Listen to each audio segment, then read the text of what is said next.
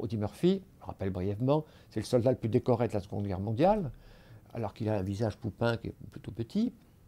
La renommée veut qu'il ait tué 240 Allemands, notamment au sommet d'un tank avec une mitrailleuse lourde.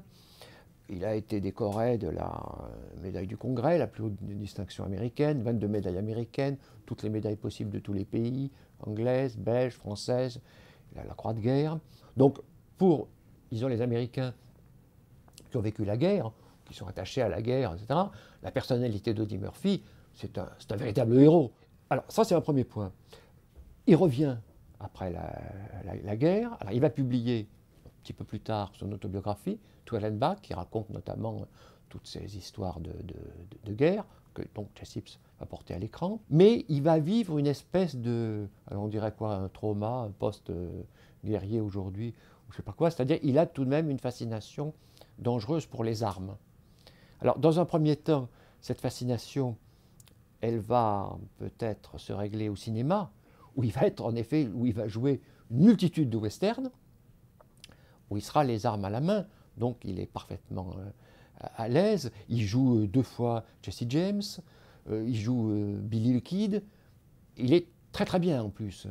Il joue un western formidable qui est Une balle Ciné X, c'est un film magnifique, le film de Jack Arnold, et ces petits films en fait, c'est ça qui est d'ailleurs intéressant, ces petits films tournés par l'Universal, sont des petits trucs, ils font 1h10, 1h15, 1h22, sont en couleur, sont des films de série B, disons, pas plus, c'est pas péjoratif. Ils ont des scénarios très très intéressants, ils se répondent souvent les uns aux autres, et pour employer un mot à la mode, le corpus des films d'Audie Murphy, ça forme un véritable ensemble. Ça serait d'ailleurs très intéressant, il n'y a malheureusement pas encore de livre dessus, de faire une étude, de prendre tous ces films, de prendre le personnage, voir comment le personnage évolue.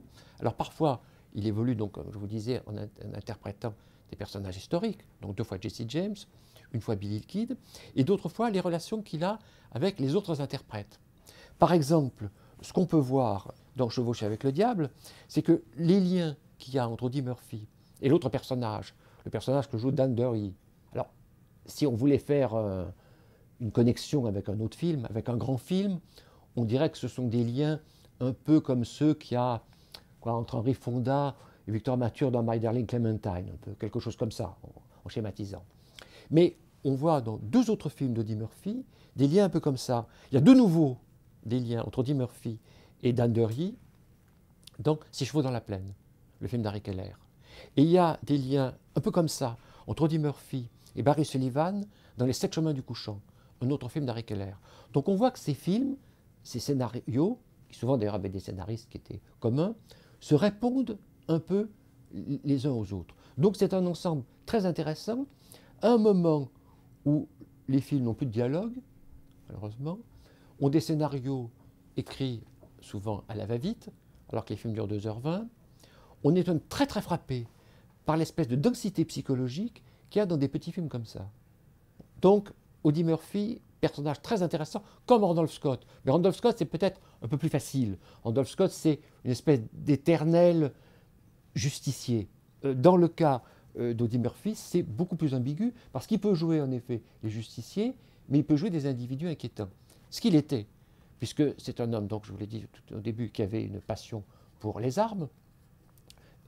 Il paraît que sur les plateaux, il était toujours armé. Il dormait avec un 45 automatique sous son oreiller, ce qui a toujours inquiété sa femme. Et il avait l'habitude, ça on l'a toujours dit sur le tournage du Vent de la plaine de John Huston, de tirer sur n'importe quoi. Dès qu'il voyait un lapin, il le flinguait. Dès qu'il voyait un oiseau, il lui tirait dessus. C'était tout de même un homme très dangereux. Donc, personnage ambigu, Audie Murphy, mais très attachant. Il est d'ailleurs enterré au cimetière d'Arlington. Et la renommée veut, c'est que ce soit la tombe devant laquelle il y a le plus de visiteurs, après celle de John Fitzgerald Kennedy.